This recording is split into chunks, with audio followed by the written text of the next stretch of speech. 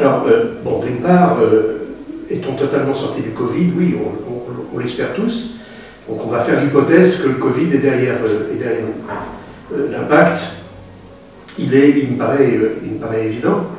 On a été soumis pendant, enfin, le monde du travail a été soumis pendant près de 2 années à un double mouvement de travail à distance, de télétravail, et puis de chômage partiel. Bon. On revient à la normale, mais est-ce que la normale est normale? En d'autres termes, est-ce que c'est la normale qu'on a connue il y a 2 ans? Et je crois que le challenge qui est offert aux entreprises, c'est celui-là. Est-on revenu à ce qu'on a connu il y a 2 ans? Et ma réponse, c'est que non.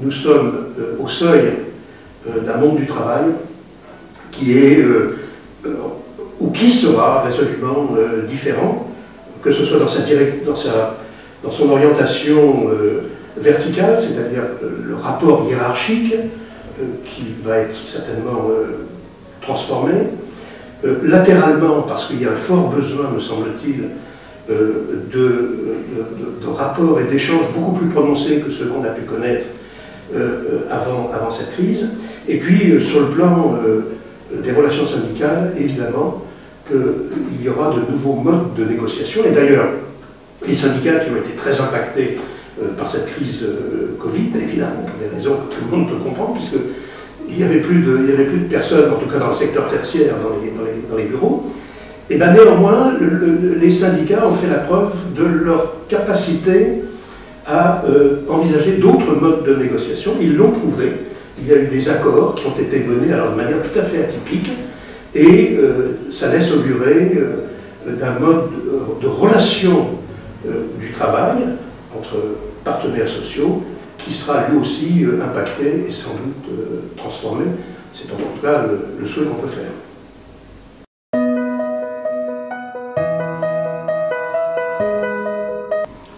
Alors, cet état des lieux étant fait, est-ce qu'on peut revenir en arrière? On va bien être obligé, d'une certaine manière, de revenir en arrière. Maintenant, est-ce que les conditions de ce retour en arrière seront identiques? Personnellement, je ne le crois pas. Je ne le crois pas parce que l'expérience du télétravail, notamment, et de tout ce qu'il a induit, a créé de nouvelles habitudes et surtout a créé de nouvelles attentes. Il y a, alors on l'oublie trop souvent me semble-t-il, il y a eu un développement fort chez les collaborateurs d'anxiété, c'est-à-dire que la crise Covid a suscité, à juste titre, une certaine anxiété avec des modes de travail nouveaux et souvent d'ailleurs on a constaté que les réactions étaient très individuelles, étaient très difficiles, que le télétravail générait une forme d'anxiété. Alors, le retour en arrière, ça va être quoi? Ça va être le contraire. Si la crise Covid a suscité chez certaines personnes de l'anxiété, eh bien, il faut que le retour en arrière suscite au contraire un sentiment supplémentaire de bienveillance, d'appartenance, d'empathie.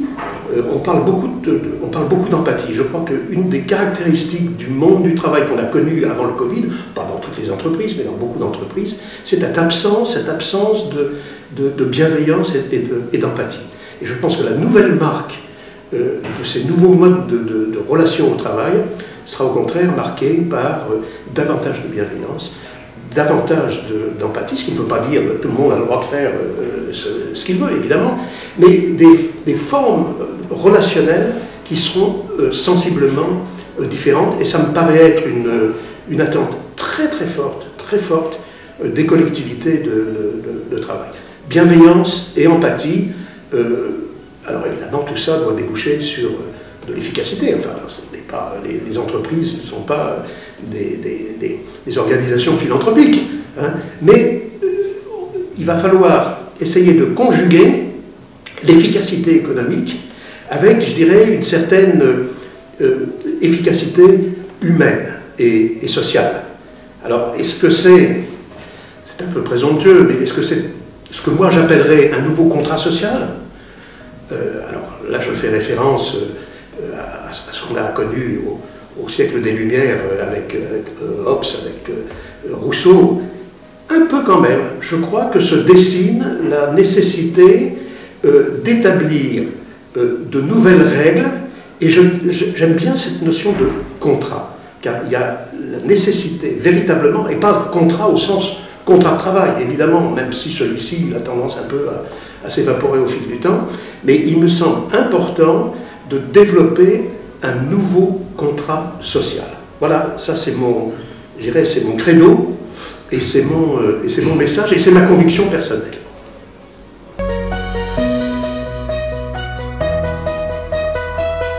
Alors, préconisation, pas uniquement pour les DRH, je crois qu'il y a si je peux me permettre, il y a des préconisations à faire, à la fois pour le management, et bien sûr, pour les DRH. Bon. En ce qui concerne le management, je crois que la principale préconisation, c'est quand même de tracer des perspectives. Alors je sais bien que tracer des perspectives en ce moment, c'est pas facile, mais il faut quand même montrer un cap. Montrer un cap qui ne soit pas exclusivement économique. Les entreprises qui ont bien résisté à cette crise de Covid, je ne veux pas citer de nom parce que ce serait se faire au détriment de d'autres, mais on en connaît. Qu'est-ce qu'elles ont fait? Eh bien, elles ont donné un cap et elles ont fait preuve de solidarité, à double sens, bien entendu, et ça, elles ont été capables d'afficher une mission qui n'était pas exclusivement économique, une mission également sociale, de solidarité, et il y a eu des exemples mais absolument formidables d'entreprises qui ont découvert ou qui ont mis à jour de nouvelles formes de relations au travail. Donc ça, je crois que pour les entreprises, c'est un point extrêmement important, en tout cas pour le management. Alors, pour les DRH plus particulièrement, ben, je crois que les DRH, tout en conservant leur rôle habituel, enfin celui-ci n'a pas sensiblement changé, en revanche, ils doivent aussi aider le management à formaliser un parcours, une vision, et accompagner le management dans la mise en œuvre de cette mission, et donc d'adapter les outils classiques qu'utilisent les DRH à ce nouvel environnement. Je vais prendre un exemple pour illustrer mon propos. On connaît tous la nécessité, développée depuis près de 40 ou 50 années, de l'évaluation des performances. Bon. Alors, est-ce que l'évaluation de la performance doit se faire de la même manière que celle qu'on a toujours connue au cours des 10 ou 20 dernières années? Je ne le crois pas. Je crois que la notion même de performance, elle doit être définie d'une manière un peu différente, et la mesure de la performance, elle aussi doit être différente. Est-ce qu'on parle de performance individuelle? Oui, on doit tous être performants individuels, mais au-delà de tout ça, il y a une performance collective. Et on retombe de nouveau sur cette notion de collectivité, de réussite ensemble, et pour réussir ensemble, eh bien, il faut avoir un cap, il faut avoir une vision, il faut avoir des outils aussi qui soient en cohérence avec cette vision. Je veux dire, ça ne sert à rien et ce serait totalement contre-productif d'avoir une vision et de l'afficher, et dans le même temps, d'utiliser des outils qui seraient en contradiction même avec cette vision. Ce serait une absurdité et ça nuirait bien évidemment à la crédibilité à la fois du management et de la fonction ressources humaines.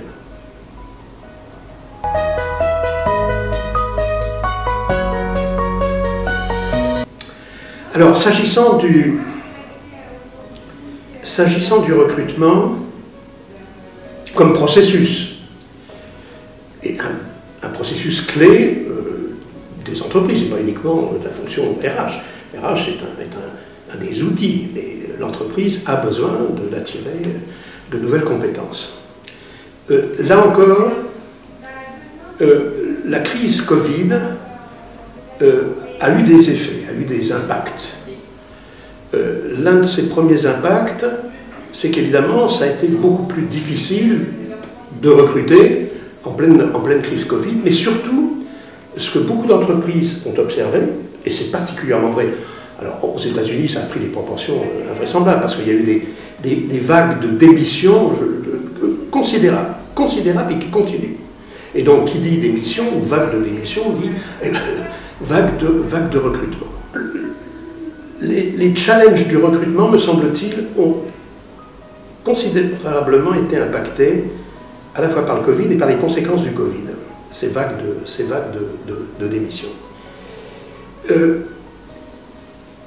Je voudrais revenir sur quelque chose qui a, à mon sens, eu un impact énorme. C'est ce qu'on a appelé, dans les années 2000, je ne peux plus vous dire exactement, c'était en 2000 ou 2005, c'est ce que Franck Ribou, qui à l'époque était le patron de Danone, il était un peu en avance, hein, et pas uniquement là-dessus, a appelé la guerre des talents. Et je crois que, avec l'esprit visionnaire qui caractérisait Franck Ribou, cette notion de guerre des talents a pris un sens encore beaucoup plus aigu maintenant. Parce que j'en reviens à ce que je disais, énormément de gens qui quittent l'entreprise, et pas pour y retourner. Des gens qui ont quitté l'entreprise pour faire autre chose. Soit ils ne veulent plus vivre dans de grandes villes, soit ils ont pris des habitudes de dire, avec le télétravail, moi en fait, je voudrais devenir auto-entrepreneur. Le nombre de start-up unipersonnelles actuellement en France est considérable. Donc il y a une raréfaction des talents qui a été accrue par la crise Covid et qui implique de nouvelles approches du recrutement. Et c'est ce que j'appelle la guerre des talents. Alors cette guerre des talents, qu'est-ce qu'il faut faire pour la gagner du côté des entreprises? Eh bien, je dirais que me semble-t-il, trois axes. D'une part, il faut beaucoup plus d'agilité. C'est-à-dire que, et on a tous connu ça dans nos parcours les uns et les autres, le recrutement, traditionnellement, c'était un peu un rapport de force. Et dans ce rapport de force, les forces n'étaient pas toujours égales. En d'autres termes, l'entreprise, c'était elle qui, in fine, allait prendre la décision, oui, je vous prends, non, je ne vous prends pas. Bon. Et ça induit, ce rapport de force, une certaine... Bon, on a pris de mauvaises habitudes du côté des entreprises. Le processus de recrutement, parfois, est devenu totalement invraisemblable. Je dis bien totalement invraisemblable, tant en termes d'efficacité qu'en termes de respect humain. Je veux dire, des processus de recrutement qui durent pendant plusieurs semaines, qui font intervenir 25 collaborateurs, 30, alors j'exagère bien sûr, mais 30 interviews, et que sais-je, c'est fini. Et pourquoi c'est fini? Parce que des gens bien, il y en a partout, et pour un poste donné, avec des exigences particulières, eh bien il y a 5, 10, 15 candidats de valeur identique. Et les rôles ont été un peu inversés, c'est-à-dire que ça n'est plus l'entreprise qui mène le jeu, ce sont les talents. Et voilà pourquoi je reprends l'expression de Ribou, la guerre des talents. Et donc, l'entreprise, elle est beaucoup plus agile, beaucoup plus réactive, beaucoup plus rapide. Ça, c'est la première chose. Deuxièmement, elle doit avoir des choses à dire. Et ce qu'elle a à dire, eh bien, c'est quelle est véritablement son, je ne dirais pas sa philosophie, mais ses valeurs. Voilà, j'aime bien le terme valeur. Les entreprises ont des valeurs. Chaque entreprise a explicitement ou tacitement un système de valeurs. Bon. Alors, certaines de ces valeurs sont tout à fait positives. Eh bien, il faut les mettre en avant. L'entreprise, et c'est ça qui a changé, l'entreprise doit se vendre. Et le meilleur moyen à l'époque actuelle de se vendre, eh bien, c'est d'afficher une proposition qui donne envie aux collaborateurs ou aux candidats d'adhérer à cette mission, à ce système de valeurs, et ça, il faut le mettre en avant. À une condition, évidemment, c'est l'authenticité. C'est-à-dire que vous ne pouvez pas, comme ça a été quand même le cas dans bien des entreprises, vous ne pouvez pas d'un côté afficher un système de valeurs alors, qui fait rêver tout le monde, et puis une fois que vous êtes en poste, découvrir que ce qu'on vous avait dit n'est pas mis en application. Et ça, alors ça c'est terrible, parce que les réputations maintenant, dans les entreprises comme chez les individus, se font très vite. Et évidemment qu'Internet et compagnie y contribuent. Une entreprise qui a pris rapidement la réputation pardon, de ne pas avoir cette honnêteté ou cette congruence entre son système de valeurs affichées et la mise en application de ces mêmes valeurs, elle est cuite. Et ça se sait très vite. Ça se sait très vite. Voilà pour moi, si vous voulez, les challenges du recrutement. Alors, est-ce que tout ça implique quelque chose? Oui, bien sûr. Parce que les outils, eux aussi, ils ont changé. Je vous livre un chiffre que tout le monde connaît. 80% des postes à pourvoir actuellement échappent au réseau traditionnel. 80%. Ça veut dire qu'il y a toute une sorte d'économie souterraine, mais de qualité, et de canaux de recrutement qui sont prédominants. Alors une entreprise qui se limite, je dirais, aux canaux traditionnels, eh bien, ça devient beaucoup plus difficile. Il ne suffit plus d'afficher des postes dans la presse que plus personne ne lit d'ailleurs, ou très peu. Ce qui a changé les choses, c'est Internet et c'est les réseaux sociaux.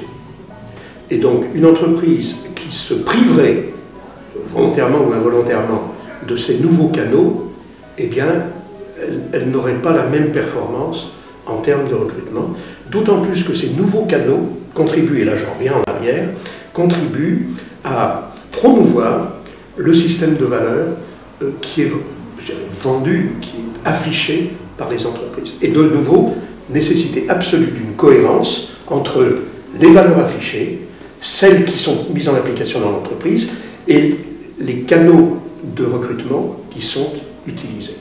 Je terminerai sur un exemple, la cooptation. Bon, il y a très longtemps qu'on a parlé de cooptation. Bon, elle n'a pas toujours été très bien utilisée. Mais est-ce que la cooptation, c'est pas aussi un moyen de créer du lien et quand on dit il faut faire confiance aux collaborateurs, bon, oui, moi ça me va tout à fait, on fait confiance aux collaborateurs. Collaborateur X, Y, Z vous dit tiens, je sais que tu es en train de rechercher, moi j'ai. Et si vous lui dites oui, mais tu comprends, c'est pas comme ça que ça marche, eh ben, on n'y est pas. On n'y est pas. Pourquoi se priver de ressources qui en plus font du sens?